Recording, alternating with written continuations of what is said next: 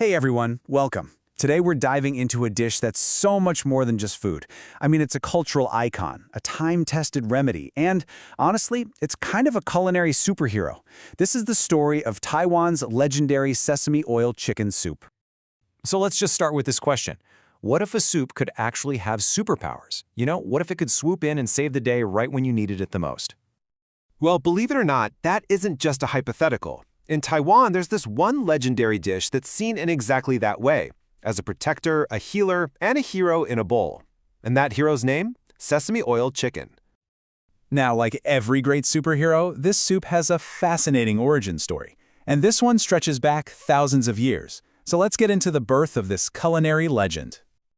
The idea for this soup goes back surprisingly far. We see the earliest version pop up during the Tang Dynasty, where it was described as a way for new mothers to, get this, recharge and extend life. There's another legend that traces it to the nomadic Qiang people, who cooked mutton this way before it was later adapted with chicken. And all of that evolution brings us to modern Taiwan, where this soup is seen as the ultimate tool for postpartum recovery. And this proverb, it just brilliantly captures its cultural power. 生婴鸡酒坊 basically means a successful birth is rewarded with the fragrance of chicken wine. So you see, the soup isn't just food, it's a celebration and a promise of the mother's recovery. Okay, so what exactly are these superpowers? Let's break down how this soup actually goes to battle for new mothers, helping them take on the huge physical challenges that come after childbirth. So its mission is to defeat what traditional wisdom calls the three postpartum demons. First, there's the chill demon, that feeling of cold that can just invade the body after labor.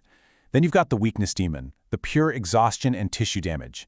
And finally, the pain demon of inflammation and discomfort. Our hero soup, it's uniquely equipped to fight all three. Its first superpower is all about banishing the cold. The old ginger in it acts like a powerful dehumidifier for your body, warming you from the inside out and driving away any dampness. Then the rice wine kicks in, acting like a warm electrical current, boosting blood circulation to spread that incredible warmth to every single part of the body. Next up, rapid repair. The chicken is basically a top-tier protein factory. It delivers all the building blocks you need to mend tissues, heal wounds, and fuel milk production. And at the same time, that black sesame oil brings in healthy fats that help with things like postpartum constipation and deliver powerful antioxidants to help with recovery. And its third power is, well, it's maybe the most targeted. The combination of warmth and circulation acts as a gentle uterine contraction signal. It basically helps the uterus contract and get back to its pre-pregnancy state much faster. It's a recovery accelerator in a bowl.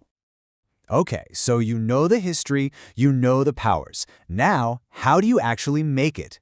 Let's get into the cooking battle plan, a two-step process to forge the perfect hero soup and, importantly, avoid the common mistakes. The first step here is absolutely crucial. You have to gently stir-fry the ginger in black sesame oil over low heat until the edges just start to curl. This is what awakens the ginger's incredible aroma and gets rid of any bitterness from the oil. Only then do you move to phase 2. Crank up the heat, toss in the chicken, and then pour in your liquids to simmer. And for anyone feeling a little bit theatrical, there's an optional finishing move. If you're going for the traditional all-wine version, you can carefully light the surface. This amazing blue flame will burn off the harsh alcohol, but it leaves behind all that deep, complex flavor from the wine. But look, making the soup is only half the battle. Knowing when to deploy it is just as important. And this brings us to what we're calling the postpartum hero's code, the essential rules for when to eat it. All right, listen up, because this timing is absolutely vital. In the first week after birth, you avoid this soup. The body is in a clearing out phase, and the soup is just too rich. In week 2, you start slow, with a diluted version. It's only in week 3 and beyond that you can finally go for the full power version to really nourish and strengthen your body. And that's really the key takeaway here. Sesame oil chicken soup isn't just some delicious meal. In the world of postpartum care, it is a specific, time-tested recovery tool, and it's meant to be used with knowledge and intention. It really leaves us with a fascinating thought. For centuries, this soup has been a cornerstone of wellness in Taiwanese culture. So it makes you wonder, what if the most powerful medicines don't always come in a bottle, but sometimes they come in a bowl?